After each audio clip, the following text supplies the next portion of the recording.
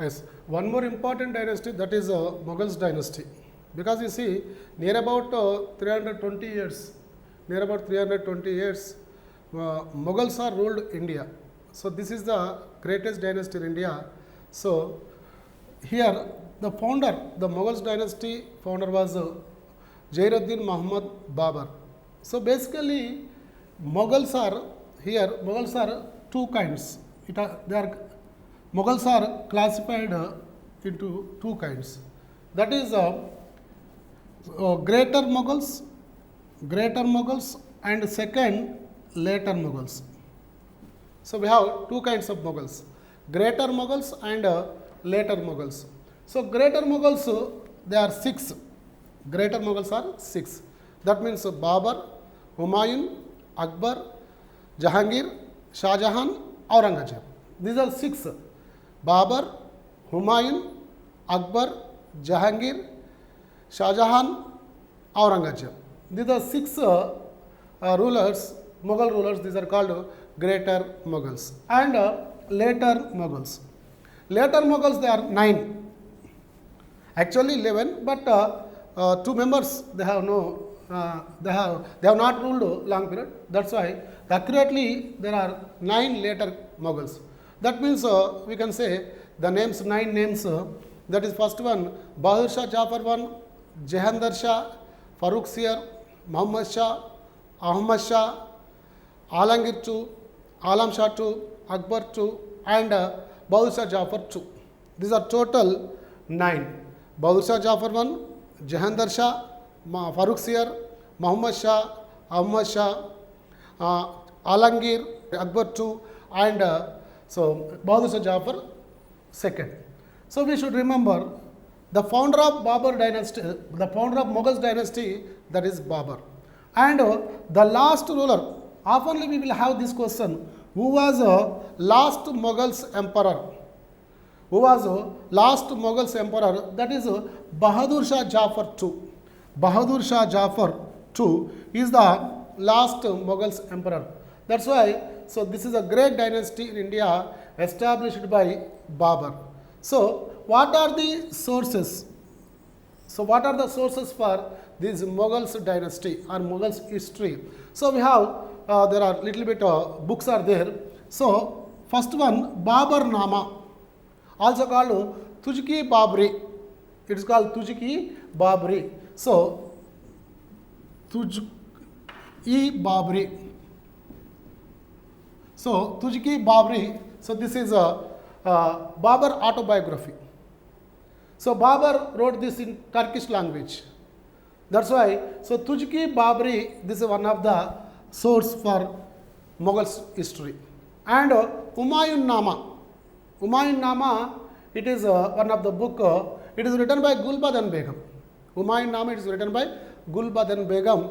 So this is also one of the source. Humayun Nama, 𝗂𝗽𝗱 Begum. You know, 𝗂𝗽𝗱 Begum, one and only woman writer or poet in Mughals dynasty. Generally, there will be no women writers or poets in Muslim system. That's why one and only writer in Mughals, total Mughals dynasty, that is 𝗂𝗽𝗱 Begum, she wrote Humayun Nama. And 𝗳𝗍𝗍 Akbari. 𝗳𝗍𝗍 Akbari. It is written by 𝗹𝗶𝗁.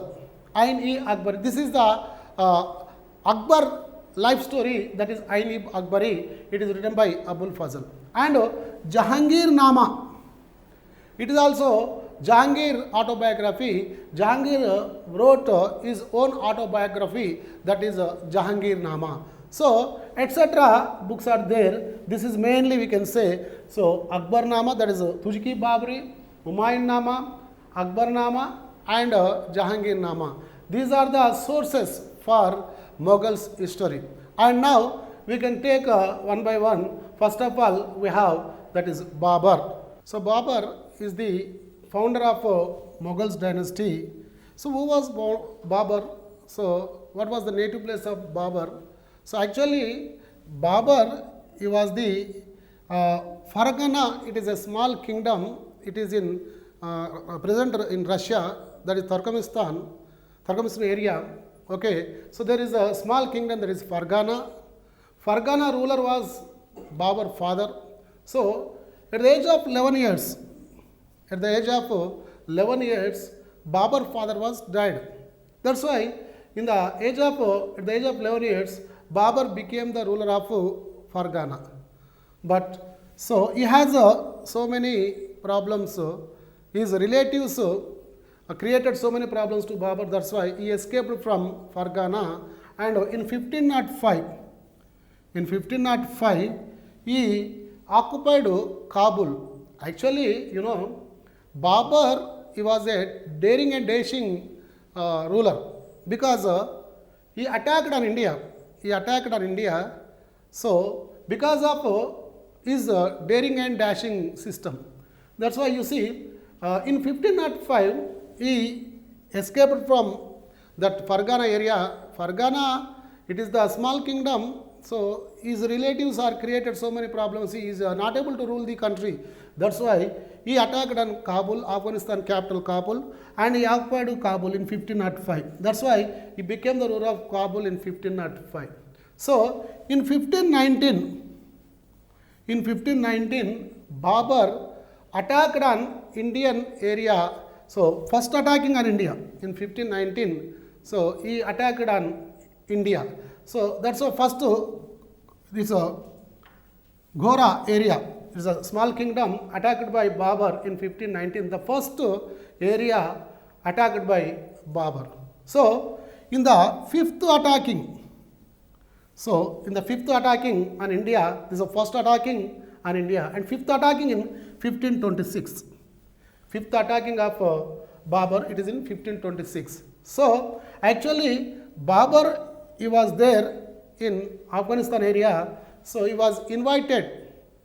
Babur was invited by who is that Mewar ruler, that is Rana Sangramasingha and Daulat Khan Lodi. They invited Babur to attack on Delhi.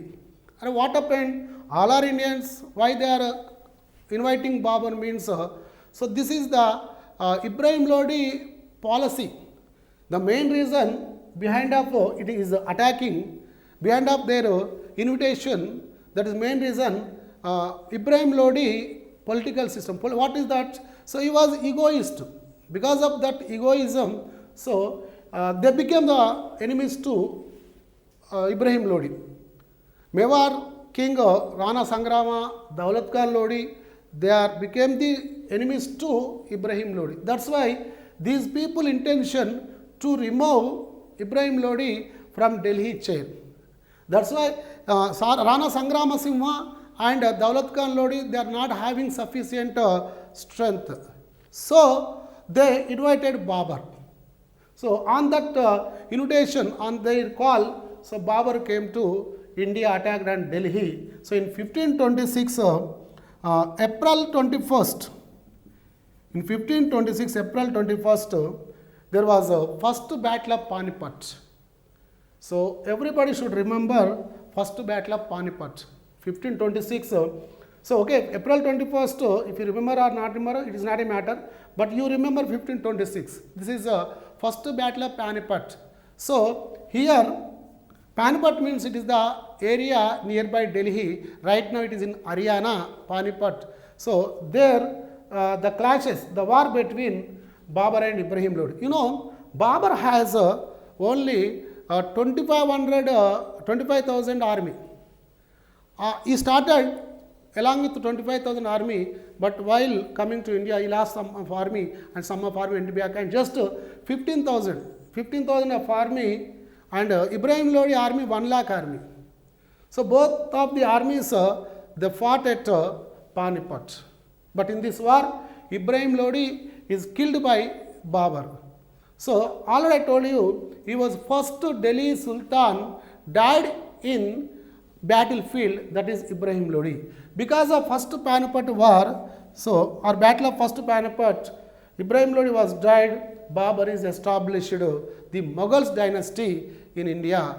So here we have to listen, we have to explain about what are the reasons to establish how Babur became a mighty invader, mighty attacker. how he became that much of, how he has that much of dareness? Because his blood, you can say his blood. Blood means here, from mother's side, he belongs to Genghis Khan. From father's side, he belongs to Timur. So both are the cruel people in the world, on the earth, not world, on the earth. So both are the cruel people, Genghis Khan and Timur.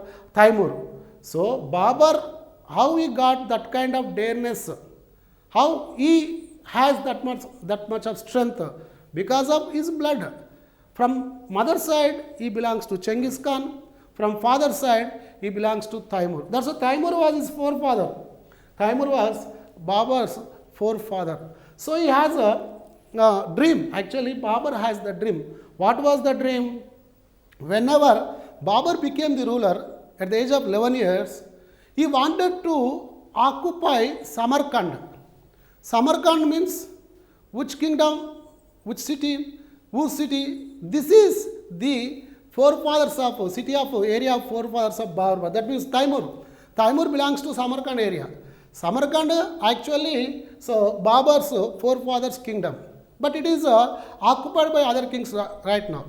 So he has the dream to occupy Samarkand. But unfortunately, so one day he attacked on Samarkand, but there he was defeated and again come back to Fargana. So meanwhile, Fargana also occupied by some others. That's why Fargana, he lost Fargana and as well as he lost Samarkand. That's why he has no kingdom. So what he has done, he escaped to Kabul. He escaped from Fargana to Kabul. So he occupied Kabul in 1505. That's why I am saying, so this much of dareness, how he got that kind of dareness means, yeah, their forefathers. And you see, basically Babur used gunpowder.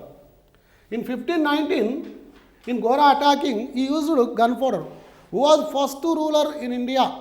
Used gunpowder. That is Babur. So in first battle of Panipat also, he used that gunpowder. Because you see, Ibrahim Lodi has 1 lakh army. But that 1 lakh army defeated by Babur with 15,000 army. Because of that gunpowder. So this is the reason how he defeated Ibrahim Lodi. Behind of that war, we have these reasons. That is gunpowder and his daring mentality. Okay. So what are the important wars have done by Babur? Because you see, after Panipat war, he is not established Mughals dynasty. It is only the starting point. But he wanted to establish the Mughals dynasty. That's why his immediate enemy, that is Rana 𝗓𝗏𝗔𝗃. Babur intention, whenever he defeats Rana 𝗓𝗏𝗔𝗃, that is the conclusion of his attacking. That is a perfect system. If he defeats Rana 𝗓𝗏𝗃, then only he will have the satisfaction. In 1527, this is called Battle of Kanwa. Battle of Kanwa. It is called Battle of Kanwa. So actually, Rana 𝗓𝗏𝗔𝗃, Daulat Khan Lodi, what they were thinking, Babur will come and he defeats Ibrahim Lodi and he will go back his kingdom. This is the thinking of Rana 𝗓𝗏𝗃 and Daulat Khan Lodi. But unfortunately, what happened? Babur defeated Ibrahim Lodi and established the kingdom. This is the problem. But Rana 𝗓𝗏𝗃, he was thinking, if Babur went back, if he goes back, then I will capture Delhi. But it is impossible. Now, the main enemy to Babur, that is Rana 𝗓𝗏𝗃. This is called the Battle of Kanwa. it is between Babur and Rana Sangrama Simha. So, war was going on. The army of Babur, it was escaping. The army of Babur was escaping because Kanwa, that is Rana Sangrama, is fighting very perfectly, is attacking the enemies. So here Babur army, it is going back, but Babur, he imposed in the minds of army, Babur's army, what he said, it is jihad. He said that it is jihad, the war for the jihad, he called jihad. Whenever Babur said jihad, then the Babur army having a new power. That's why again they fought with Rana Sangrama. In the battlefield, Rana Sangrama is injured. Later, Rana Sangrama was died. Then Babur defeated Rana Sangrama Simha in the battle of Kanwa. And now, in 1528, so it is called Battle of Chanderi. It is called Battle of Chanderi. So, third war, Babur's third war, that is the Battle of Chanderi. In 1528, this is the war between Babur and Medini Rai.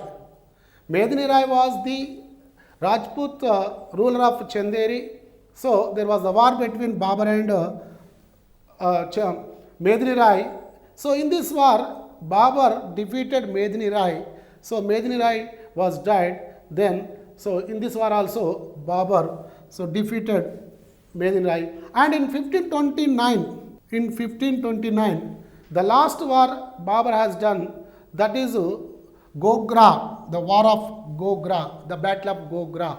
Here, Muhammad Lodi, between Babur and Muhammad Lodi Nusrat Khan, these are the rulers of Bengal and Bihar. So, in between Babur and Muhammad Lodi Nusrat Khan, this Gogra war is completed. In this war also, Muhammad Lodi and Nusrat Khan was defeated and they were escaped. So, Babur here, in these 4 wars, Babur has done these 4 wars. We should remember first Panipat battle and Kanwa battle, Chanderi battle and Gogra battle. These are the wars of important wars of Babur. So, he was strengthening. And he established Mughals dynasty. So, in 1530, unfortunately, in 1530, Babur was died. In 1530, Babur was died at the age of 48 years. At the age of 48 years, Babur was died. So, here Babur was a great establisher because you understand, so near about 332 years. So, 332 years, near about 332 years, Mughals dynasty is ruled India, total India, vast India, because of Babur establishment. So, Babur has the title, the Prince of Autobiographies. Babur has the title, the Prince of Autobiographies, because he wrote his own autobiography in Turkish language, that is 𝗧𝗪𝗏 𝗧𝗪𝗏. 𝗧𝗪𝗏 𝗧𝗪𝗏, this is a book of Babur, it is the autobiography of the Babur. So, his tomb, it is in Kabul. So, his tomb, it is in Kabul. This is the information about Babur. Next, we have his successor. Babur has the successor. Babur has 4 sons. Among them, elder was Humayun. And Humayun, Hindal, Askar, Kamran. These are the 4 sons of Babur and 1 daughter, that is Gulbadan Begum. So, 4 sons and 1 daughter. So, next, Babur succeeded by Babur. After Babur, Humayun became the ruler of this Mughals dynasty. Babur, the successor was Humayun. He ruled from 1530 to 1540 and 1555 to 1556. So, this is the administration during the period of administration period of Humayun. So, Humayun is the elder son of the Babur. So, Humayun means, actually Humayun, this name meaning was luckiest fellow or lucky fellow. So, this is the meaning of Humayun, lucky fellow. But unfortunately, in his life, no lucky anywhere. So he has so many, by faith, we don't know that, but he faced so many problems in the life, but his name means that is lucky fellow. But why? Because you see, the nearest persons, historians are saying that Humayun is a good human being, a good friend, but he was not a good administrator. He has no administrative skills. Because of that reason, so he failed in the administration and he faced so many problems. Because in the period of Humayun, his straight opponent was that 𝗧𝗪 𝗪𝗃. 𝗧𝗪 was the strongest ruler, good administrator, but his opponent too is the opposition to Humayun. Because of 𝗧𝗪, so he lost his power and he escaped from Delhi. So he lost the kingdom to 𝗧𝗪 𝗪𝗃. So he is actually he has not given the importance to wars, but he was the king. He has to do the wars. So in 1530 he started the attackings, but especially so in 1530 he defeated Malwa. Especially we have to take important dates. In 1537, Humayun so attacked on Chunar Fort. Chunar Fort, it is the richest fort. Okay, so it is under the control of 𝗧𝗪 𝗪𝗃. So Humayun attacked on Chunar Fort in 1537, but here 𝗧𝗪 was defeated by Humayun, but Humayun did the mistake. What is that? So its mentality, Humayun mentality, compromising mentality. That's why whenever he defeated 𝗧𝗪, then he has to kill them. But he has not done that kind of he has not done. So he has not killed. That's why just he did compromise. He has compromising with 𝗧𝗪. This is the problem. So that's why after Chunar attacking, after defeating of Chunar, so he went to Agra. Humayun went to Agra. So he was taking rest for near about 1 year. He has taking the rest there. He has been taking the rest there in Agra fort. So then, meanwhile, in this time, 𝗧𝗪 𝗪𝗃 became strong. He strengthened the army, and in 1539, there was war between 𝗧𝗪 and Humayun. This is called 𝗬𝗪 war. It's called 𝗬𝗪 war. So it is between 𝗧𝗪 and Humayun, 𝗬𝗪 war. Here also Humayun defeated and Humayun injured and he jumped into the river. So here Humayun is escaped. And in 1540, this is called War of or Battle of Kannauj. In 1540, it is called Battle of Kannauj, Battle of Bilgram. So here also Humayun perfectly defeated. He perfectly defeated by 𝗧𝗪 𝗪𝗃, and he escaped to that is Sindh area. So after defeating by Humayun, after defeating by 𝗧𝗪 𝗪𝗃, he escaped to Sindh area. Because you see, Humayun, he defeated by 𝗧𝗪 𝗪𝗃. 𝗧𝗪 𝗪𝗃 occupied total Delhi and surrounding area. That's why Humayun, there is no existence, and he escaped to Sindh area, that is Amarkota. He has taken asylum. He has taken political, what we can say, shelter. Asylum, it is called asylum. So Amarkota ruler was Raja Rana Prasad. So Amarkota ruler was Rana Prasad. He has given shelter to Humayun. So here in 1542, Humayun got child.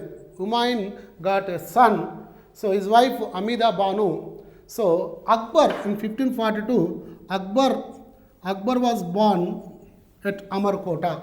So after that, Humayun, he went to Persia.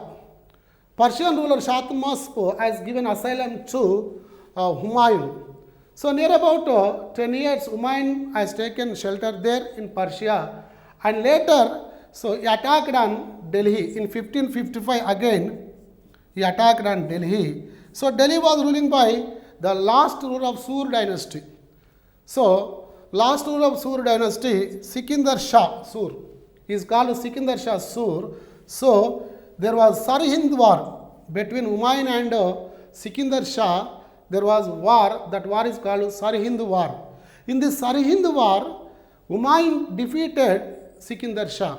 Again, Humayun captured Delhi throne. So now Humayun, he escaped from Delhi in 1540. After 15 years, he came to Delhi and he occupied Delhi. Now Humayun became the second time ruler of Mughals dynasty.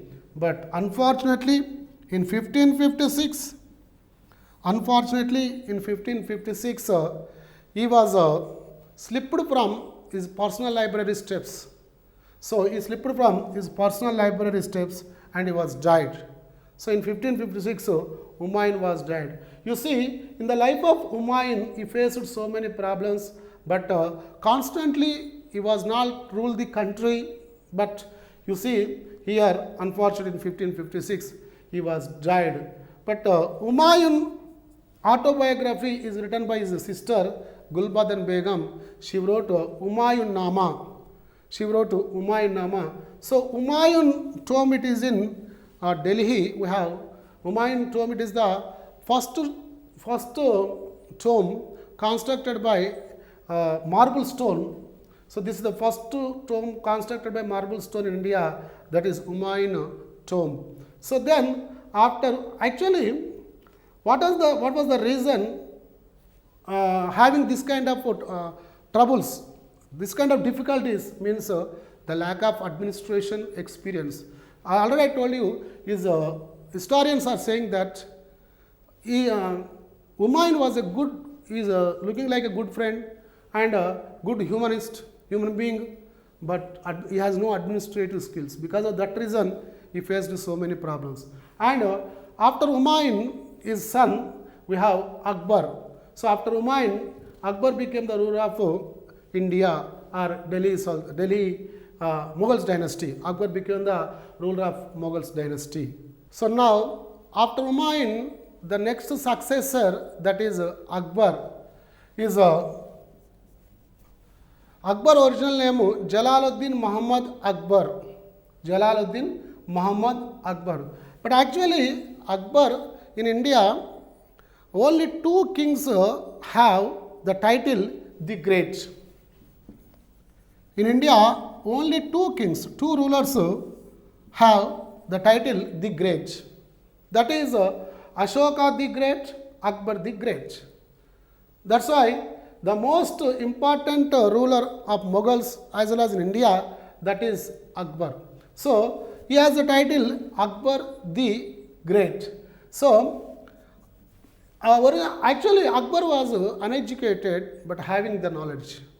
He was uneducated but became good administrator and became good ruler and became a good politician. So because of he has that knowledge. But anyhow, Akbar, so he is also called second secular king in India. First secular king in India, Ashoka. Second secular king in India, Akbar. So we can say also like this, first secular king in medieval India. First secular king in medieval India, that is Akbar. First secular king in India, in ancient India, that is Ashoka. That's what I am saying here. So Akbar has the title, the secular king, first secular king in medieval India, as well as we can say second secular king in India. So whenever his father died, just he was 14 years. Whenever his father was died, just he was 14 years. So he was appointed as a governor of Lahore area in the age of 11 years only. So he became the governor of that Lahore area and West Punjab. So whenever Humayun was died, Bairam Khan, his guardian and army chief also, Bairam Khan, so he announced as the ruler of India. He announced in Punjab, West Punjab, that area, Kalanauri area, that area, Bairam Khan, he constructed a dais. On the dais, from the dais, Bairam Khan announced that Akbar is the ruler of India, ruler of Mughals empire. So that is from Kalnauri area. And so Akbar and Bairam Khan they were moving towards Delhi. But meanwhile, in this short period, Delhi is occupied by Hindu king, that is 𝗓𝗻𝗄. So 𝗓𝗻𝗄, he has title 𝗵𝗏𝗔𝗃. 𝗓𝗻𝗄 was as a title 𝗵𝗏𝗔𝗃. So whenever Humayun died, 𝗓𝗻𝗄 attacked on Delhi and occupied Delhi. So he is the first and last Hindu king in medieval India. We should remember this point also. 𝗓𝗻𝗄 was the first and last Hindu king in medieval India. So whenever 𝗓𝗻𝗄 occupied Delhi, so Akbar came to Delhi along with Bairam Khan. Same place in 1556. In 1556, both of the army, 𝗓𝗻𝗄 army and Akbar army, they met at Panipat. So this is called Battle of Second Panipat. We should remember Battle of First Panipat and Battle of Second Panipat. That's why here in 1556, Second Battle of Panipat, it is between Akbar and 𝗓𝗻𝗄. So here Bairam Khan killed 𝗓𝗻𝗄. So 𝗓𝗻𝗄 was defeated and killed by Bairam Khan. So here Akbar became the ruler of Mughals empire. So whenever Akbar became the ruler, actually he was just 14 years. That's why up to 1560, Akbar is only nominal ruler, but total administration it is in the hands of Bairam Khan. So here Bairam Khan ruled up to 1560. So here what happened? Bairam Khan actually he belongs to Shia community. So Bairam Khan appointed his relatives, appointed as higher officials by his relatives. That's why, and also there are some rumors regarding, bad rumors regarding Bairam Khan. So Akbar, he became very serious, but he is not able to kill Bairam Khan. That's why he wants to send Bairam Khan to Makkah. That's why Bairam Khan was going to Makkah. While going to Makkah in Gujarat, he was murdered. That's why Bairam Khan was murdered in Gujarat. So from 1562, these 2 years also Akbar was not ruled. This is called Parada ruling. This is called Parada ruling. 1562-62. These 2 years is called Parada ruling. Parada ruling means so his aunt means aunt, that is Magam Anaga. Magam Anaga, she ruled these 2 years. That is called Magam Anaga ruled these 2 years. This is called Parada administration or Parada ruling. From 1562 onwards, Akbar started the ruling directly. So Akbar, he started the invasions. He started the invasions from 1561 only. So in 1561, he attacked on Malwa. In 1561, he attacked on Malwa, and 𝗵𝗵𝗔𝗃 was the ruler of Malwa. He defeated by Akbar in 1561. The most important war in Akbar life in 1564. In 1564, this is the most important war. This is attacking on Gondwana. Attacking on Gondwana. So Gondwana attacking. Here Gondwana ruler Rani Durgavati. So everybody should remember Durgavati is first woman ruler faced Akbar. First Hindu woman ruler as well as first woman ruler. So Durgavati. So Durgavati was the Gondwana queen. Actually, her husband was died, but her daughter, her son is the minor. So Veeranarayana, he was a minor. That's why on the name of Veeranarayana, Durgavati ruling Gondwana kingdom. So here Akbar defeated Gondwana queen Durgavati. And one more important war, it is in 1598 and 1600. So here Ahmednagar ruler Chand Bibi. Here we should remember, in India there are two rulers faced Akbar. One is Durgavati, one more Chand Bibi. So Chand Bibi defeated and compromised with Akbar. These are the most important wars in the Akbar life. And last war in 1604, that is Asirgarh war. The last battle of Akbar life, that is Asirgarh war. So these are the wars of Akbar, but whatever is the great politician and great administrator, he has no education, although he became the great ruler. So especially by matrimonial relations, Akbar expanded the dynasty with matrimonial relations. So he married maximum Hindu ladies. In that ladies, first one Jodhabai. Akbar married first Hindu lady, that is Jodhabai. So she was a daughter of Raja Biharimal. Jodhabai, she was daughter of Raja Biharimal. He was king of Amber Fort in Rajasthan. He was king of Amber Fort. His daughter Jodhabai, Akbar married Jodhabai. Akbar has given pet name to Jodhabai, that is Mariam Jahan. He has given name to Jodhabai Mariam Jahan. So Jodhabai brother Bhagavan Das and Bhagavan Das son Man Singh, both are appointed in army commanders.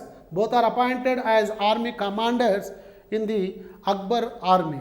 That's why, so by matrimonial relations, Ajmer, Bikaner daughters also, their daughters also married with Akbar. That's why, because of matrimonial relations, Akbar established this vast kingdom. Akbar, he has some important landmarks in the Akbar administration, some of the landmarks.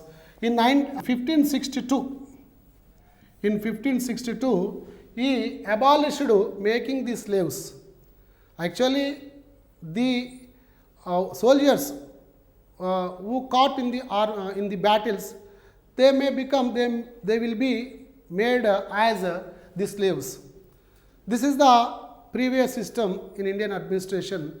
But who are the soldiers caught by or defeated, they will become the slaves. But Akbar abolished this system. Making the slave system is abolished by Akbar in 1562. And in 1563, Akbar, so he abolished pilgrimage tax. So in 1563, Akbar abolished pilgrimage tax. And in 1564, he abolished jizya tax. So in 1564, previously Firozshah Tughlaq imposed these jizya tax on the Brahmins. But here Akbar is abolished the taxes. This is jizya, pilgrimage, and making the slaves. These three dates are most important in the Akbar life. And in 1571, he shifted the capital from Agra to Fatehpur Sikri. So he built Fatehpur Sikri. Fatehpur Sikri is the beautiful town. It is constructed by Akbar. So he shifted the capital from Delhi to Fatehpur Sikri. And in 1576, the most important war in 1576, this is the Haldighat war. It is called Haldighat war. Because Haldighat war means the war between Rana Pratapa Simha and Akbar. So if you see Mewad dynasty, Mewad kingdom, it was ruled by the great kings, great Rajput kings. First Rana Kumbha, later Rana Sangrama Simha, then Rana Uday Simha, then Rana Pratapa-Simha. After that, Rana Amara-Simha. So these are the total Mewar kings. So here Rana Sangrama-Simha faced Babur, and Rana Udaya-Simha and Rana Pratapa-Simha faced Akbar. So here in 1576 there was a Haldighat war between Akbar and Rana Pratapa-Simha, because Akbar sent the message to Rana Pratapa-Simha to accept Akbar's sovereignty, Akbar's superiority, but Rana Pratapa-Simha is not accepted. That's why there is a war between Akbar and Rana Pratapa-Simha. Here in this war, Rana Pratapa-Simha defeated, but he has not become the obedient to Akbar. He was escaped. Rana Pratapa-Simha was escaped. And the most important thing in 1575, Akbar is established or constructed Ibadat Khana. In 1575, Akbar started Ibadat Khana. Ibadat Khana means, you see, actually in 1582, Akbar introduced Deen-e-Ilahi. So Deen-e-Ilahi, new religion in 1582. That's why before introducing Deen-e-Ilahi, he started Ibadat Khana. What is Ibadat Khana? Ibadat Khana means it is the prayer house for all communities. It is a prayer house for all religious people. That's why Ibadat Khana, it is all religious prayer house, Ibadat Khana. It is constructed in 𝗵𝗵𝗺. So in 1582, this is Akbar introduced Deen-e-Ilahi. It is a new religion. According to Deen-e-Ilahi, so everybody who join in Deen-e-Ilahi, they should do Surya Namaskar in the morning. Actually, according to Islam, they won't accept Surya Namaskar. But Akbar started the Surya Namaskar in Deen-e-Ilahi religion, but it is not become popular, because whenever Akbar, it is ended along with Akbar only. That's why in 1582, Akbar introduced a Deen-e-Ilahi new religion. So because of Jahangir, he revolted against Akbar. Jahangir against Akbar. That's why because of that revolutions, Akbar has mental conditions. It's a very big. Mentally, he mentally suffered a lot. He suffered a lot mentally. That's why in 1605, Akbar was died. So because of Jahangir mental tension. So what was the reason why Jahangir he created the mental tension to Akbar? That means so actually Jahangir, he was he has some bad habits. Jahangir has bad habits. Because of that bad habits, Akbar announced as the successor Jahangir's elder son, Khusru. Jahangir's elder son name was Khusru. So because of Jahangir's bad habits, Khusru was announced as successor by Akbar. That's why Jahangir 3 times he revolted against Akbar, because Jahangir, because of that bad habits, Akbar announced his grandson as the successor. So finally Akbar excused Jahangir. So anyhow in 1605 Akbar is died. So Akbar financial system and military system is very, very perfect system, because why Akbar became that kind of great king? Because of Todarmal financial system. Todarmal was his finance minister. Todarmal, he was Hindu. So he previously worked in the court of 𝗧𝗪 𝗚𝗏. Todarmal previously worked in the court of 𝗧𝗪 𝗚𝗏. That's why, even though you see 𝗧𝗪 also a good administrator and a good reformer in India, okay, later Todarmal joined in the court of Akbar, because of Toramal, he became finance minister of Akbar. So because of Toramal, Akbar financial conditions, financial system is very perfect. That's why Toramal is introduced to Bandobast system. So Bandobast system, we should remember, Toramal introduced Bandobast. What is the Bandobast system? Bandobast system means so estimating the lands, and on the nature of the land, the imposing of taxes system should be like estimating of that soil nature.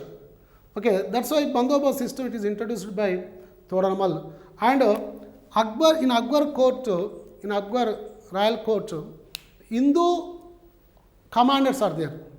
Hindu commanders, especially Man Singh and Bhagwan Das.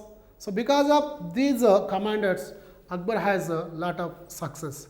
So this is we should remember Deen-e-Ilahi, who introduced Deen-e-Ilahi new religion, that is Akbar introduced Deen-e-Ilahi. We should remember Deen-e-Ilahi Ibadat Kana. So these are the most important dates. Okay, and in 1579, one more date is there. In 1579, so Akbar built a Buland Darwaza. In 1579, Akbar built a Buland Darwaza. Buland Darwaza, he succeeded on Gujarat. So he won the Gujarat. He attacked on Gujarat and in this attacking. That's why, because of that victory, he got the victory while attacking on Gujarat. He got victory against Gujarat. So because of that victory, he built a Buland Darwaza in Fatehpur Sikri. So in 1579, Buland Darwaza is the biggest door in India. So we will have this general question. Buland Darwaza is the biggest door in India, that is built by Akbar. So this is the information of Akbar. After Akbar, we have his son, that is Jahangir. Jahangir, actually this is a name given by Akbar. Actually his original name is Salim. His original name was Salim. Nuruddin Muhammad Salim Jahangir. His original name, Nuruddin Muhammad Salim Jahangir. So Jahangir was the title given by Akbar. Actually, Jahangir means who has victory, who caught the world. This is the title. Jahangir means who caught the world. So Salim is the different person, is the different ruler. So whenever he became the ruler, he introduced 12 laws. Whenever actually Jahangir is rejected by Akbar, but he revolted against Jahangir. But later Akbar excused him, and after Akbar he became the ruler. Whenever Jahangir became the ruler, he introduced 12 laws, promising laws.